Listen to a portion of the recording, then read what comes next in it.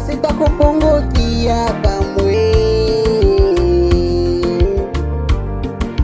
Kwa maana Mungu amesema, sitakuacha wala sitakupungukia kamwe.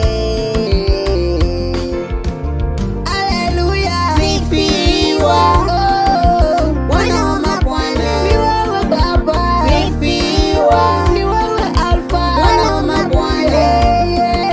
Sifiwa Bwana wa mabwana, ni wewe Bwana. Sifiwa Alfa na Omega, Bwana wa mabwana.